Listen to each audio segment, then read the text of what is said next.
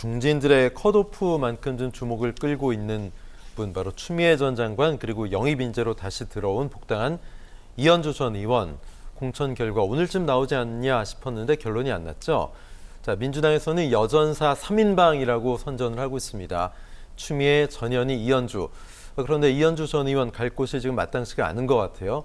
과거 광명을은 이미 다른 분이 공천을 했고 용인 감 얘기도 나왔는데 본인이 좀 시큰둥하고 처음 들었던 얘기다라고 하고 있고 경기도 어느 쪽을 좀 찾고 있는 것 같고요.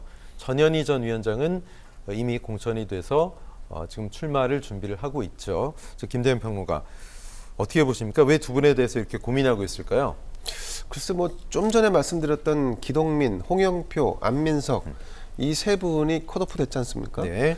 그런데 지금 전현희, 이현주, 추미애 이 세 분도 거의 컷오프 선상에 놓여 있는 분들이 아닌가 하는 생각을 좀 개인적으로 합니다. 네. 특히나 추미애 의원 전 의원 같은 경우 어쨌든 뭐 그럼에도 불구하고 이 민주당에서는 이 세 명의 전직 국회의원들이 나름대로 인지도와 선거에서 승리할 수 있는 가능성이 높다라고 판단을 한 것 같습니다. 그 중에서도 전현희 전 국민권익위원장 같은 경우는 운 좋게도 가장 그 중에서 논란의 어떤 논란거리가 좀 적다라고 하는 측면에서 가장 먼저 이 중성동갑인가요? 네네. 네, 이 지역에 이제 뿌리를 잡은 것 같고 공천을 한 것 같고 저는 이현주 의원 같은 경우는 사실은 공천을 주면 주는 대로 욕을 먹고 공천을 안 주면 이현주 의원이 그때부터 서리빨 섞인 어떤 비난을 할 거기 때문에 사실 이건 이분의 어떤 처결 문제는 민주당에서는 사실은 처음에는 당대표의 결정했으니까 존중했을지 모르겠습니다만 네네. 선거가 막판으로 갈수록 공천이 막판으로 갈수록 굉장히 큰 골칫덩어리가 되지 않을까 싶고 추미애 이분은 저는 개인적으로 이번에 출마 안 했으면 좋겠는데 네. 모르겠습니다. 그 서울 지역의 어떤 특정 지역에 출마를 한다고 해도 저는 이렇게 승산이 높은 분으로 과연 분류할 수 있는가에 대한 퀘스천이 네네. 있습니다. 오히려 추미애 전 의원 같은 경우는 조국 신당으로 가서 비례 순번을 받으면 그쪽과는 좀 어울리지 않을까 하는 생각도 한편으로 듭니다. 네. 자, 뭐 여전사 3인방 이철희 전 수석 전 의원이 이런 얘기했죠. 일단 여전사 상당히 좀 요즘 젠더 감성에 맞지 않은 그런 표현인 것만은 사실인 것 같고 구닥다리다 이런 지적을 했고요.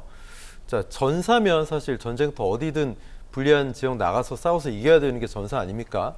근데 마치 계산기 두들고 있는 그런 모양새거든요. 박 교수님 어떻게 좀 보세요? 뭐 지도부가 고심이 많은 것 같아요. 네. 민주당이 일단 여론조사, 저는 현실적인 문제가 있다고 봅니다. 여론조사를 굉장히 많은 지역을 돌렸는데 만약에 여론조사를 돌려서 굉장히 적합도가 높고 또 지지율이 높은 데가 나왔다면 이렇게 늦출 이유가 없습니다. 지금 분위기 본다면은.